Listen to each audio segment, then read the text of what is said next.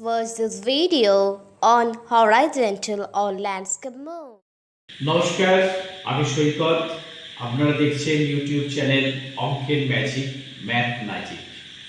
আজকে আমাদের বিষয় 11, 12, 13 দ্বারা বিভাজ্য সংখ্যা কোনগুলো সেইগুলো আমরা নির্ণয় করব। প্রথমে আমরা 11 দ্বারা বিভাজ্য সংখ্যা কোনগুলো সেগুলো শিখব। যে কোনো একটা প্রবলেম নেওয়া যাক, ধরুন এরকম 6, 3, 5, 5, 4, 7, ধরুন এরকম একটা সংখ্যা আছে। এই সংখ্যাটা 11 দ্বারা বিভাজ্য কিনা আমরা কিভাবে নির্ণয় করব। এর জন্য নিয়ম হচ্ছে কি, নিয়মটা খুব সোজা।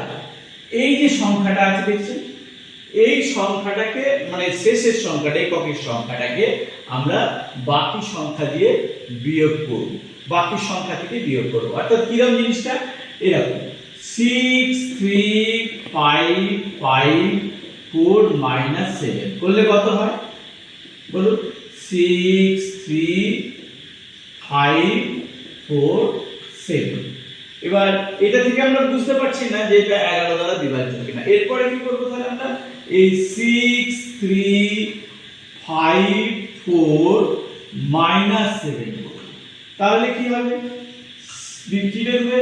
6, 3, 4, 7। এরপর কি করব না, আবার 6, 3, 4 - 7 সমান 6, 2, 7। এরপর 6, 2 - 7 সমান 55। 55 কে 11 দ্বারা ভাগ করা যায়, 5 11 55। সুতরাং এই সংখ্যাটাকেও 11 দিয়ে ভাগ করা যায়।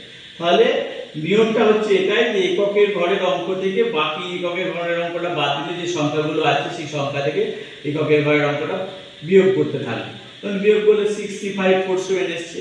আবার 6354 নিলাম, আবার এখান থেকে -7 করলাম, 6347 এলো। আবার 63 নিলাম, এই -7 করলাম, 627 এলো। আবার 627 থেকে 62 নিলাম, -7 করলাম, 5 এলো। তাহলে 11 5 55। সুতরাং এই সংখ্যাটা 11 দ্বারা ভাগ করা যাবে, বিভাজ্য। আপনারা যদি বিশ্বাস না হয় ভাগ করে দেখে নিতে পারেন, ক্যালকুলেটর টিপে দেখে নিতে পারেন যে হবে। এবারে দেখুন আমরা ভাগ না করে খুব সহজেই কোনো সংখ্যা 11 দ্বারা বিভাজ্য কিনা সেটা বের করে ফেললাম। এখন আমরা শিখব যে কোন সংখ্যা 12 দ্বারা বিভাজ্য কিনা সেটা কিভাবে নির্ণয় করব। 12 দ্বারা বিভাজ্য নির্ণয় করার ক্ষেত্রে নিয়ম সেই 6 দ্বারা বিভাজ্যের যে নিয়ম, সেই একই রকম নিয়ম। 6 দ্বারা ক্ষেত্রে আমরা শিখেছিলাম 2 এবং 3 দিয়ে যদি বিভাজ্য হয় তাহলে সেটা 6 দ্বারা বিভাজ্য। এখানে কি হবে না, 3 এবং 4 দ্বারা যদি বিভাজ্য হয় সংখ্যাটা তাহলেই সেটা 12 দ্বারা বিভাজ্য। এখন এই সংখ্যাটা 3 দ্বারা বিভাজ্য কিনা কি করে আমরা বুঝতে পারবো? এটা আমরা আগে ভিডিওতে শিখে নিয়েছিলাম। কি না, এইগুলো শুধু যোগ করব, যোগ করলে কত হচ্ছে 6 3 9 9 5 14 14 5 19 19 4 23 23 27। তাহলে 27 3 নাম 27 মানে এটা 3 দ্বারা ভাগ করা যাচ্ছে, 3 দ্বারা যাচ্ছে। আর 4 দিয়ে ভাগ করা যায় কিনা কি করে জানবো? এটাও আমরা আগে ভিডিওতে জেনে নিয়েছিলাম। এটা কি শেষ দুটো ঘরের অঙ্ক যদি 4 দিয়ে ভাগ করা যায়, 4 11 44, এটা 4 দিয়েও ভাগ করা যাচ্ছে। সুতরাং এই সংখ্যাটা 12 দ্বারা বিভাজ্য। 6 3 5 5 4 4 কে 12 দিয়ে আমরা ভাগ করতে পারি। কোন সংখ্যা 13 দ্বারা বিভাজ্য কিনা সেটা আমরা কিভাবে নির্ণয় করব? ধরুন এরকম একটা সংখ্যা আছে 6 3 5 5 4 4। এটা 13 দ্বারা বিভাজ্য কিনা আমরা বের করব। কিভাবে বের করব? কোন রকম ভাগ না করে আমরা সহজে কিভাবে বার করতে পারি। এই যে 6 3 5 5 4 এই অবধি লিখলাম, লিখে এই যে এককের ঘরের যে অঙ্কটা আছে তাকে আমরা 4 গুণ করে প্লাস করব। এটা এর 4 গুণ মানে 4 4 16, তাহলে প্লাস 16 আমরা লিখব। সেটা এটা যোগ করলে কত হয়? 6 3 5 7 0। এটা হলো এটা। এবার 13 দ্বারা বিভাজ্য কিনা, এটা তো বড় সংখ্যা, তাহলে এটাকে আমরা আরো ছোট করতে থাকবো। কি রকম করব তাহলে? আবার আমরা লিখব 6 3 5 7 প্লাস এককের ঘরের অঙ্ক শূন্য, তাকে 4 দিয়ে গুণ করলে শূন্যই হয়। তাহলে আমরা এখানে লিখব 6 3 5 7।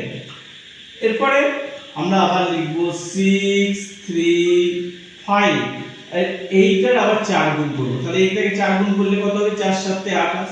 তাহলে এটা তো কত দাঁড়াচ্ছে? 6 6 3। এবার 6 6 থেকে আবার আমরা লিখতে পারি এরকম 6 6, আর এই যে ঘরটা এটাকে আবার 4 × 3 করলাম, 4 × 3 মানে 12, তাহলে 66 + 12 সমান 78। দেখো 78, 6 13 78।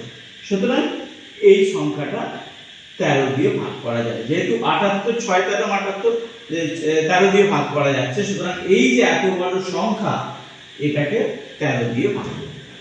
এইটাই হচ্ছে 13 দ্বারা ভাগ করার নিয়ম। আরেকবার বলি কি করলাম না, এই যে এত বড় সংখ্যাটা আছে এর থেকে আমরা এই 6 3 5 5 4 এটা লিখে নিলাম, এককের ঘরের অঙ্ককে 4 গুণ করে এই সংখ্যাটার সঙ্গে যোগ করলাম, যোগ করে যেটা দাঁড়ালো 6 3 5 7 0। আবার সেই একই নিয়মে এখান থেকে এককের ঘরের অঙ্কটা বাদ দিয়ে বাকি যে সংখ্যা আছে অর্থাৎ 6 3 5 7 লিখে প্লাস 4 × 0 মানে 0ই রইল, তাহলে 6 3 5 7 করলাম। এরপরে আবার সেই একই নিয়মে এখান থেকে এককের ঘরের অঙ্কটা বাদ দিয়ে 6 3 5 নিলাম, নিয়ে এর 4 গুণ করলাম, এর 4 গুণ করতে 4 × 7 28 হলো, 6 3 5 + 28 সমান 663। আবার এখান থেকে এই 6 6টা নিলাম, এককের ঘরের অঙ্ককে 4 গুণ করলাম, 12 হলো, 66 + 12 সমান 78। আর 13 কে 6 দিয়ে ভাগ করা যায়, 6 13 78, হ্যাঁ 6 13 78। সুতরাং এই সংখ্যাটাকে 13 দ্বারা ভাগ করা যায়। এই হচ্ছে আমাদের আজকের যে ছিল 11 12 13 দ্বারা বিভাজ্য সংখ্যা, আজকের যে টপিকস এইটা। যদি আপনাদের এই যে ভিডিওটা ভালো লেগে থাকে তাহলে অবশ্যই আমার চ্যানেলটাকে যদি এখনো সাবস্ক্রাইব না করেন সাবস্ক্রাইব করবেন, ভালো লাগলে লাইক দেবেন এবং কমেন্ট করবেন। আজকের মতো এইটুকুই, নমস্কার।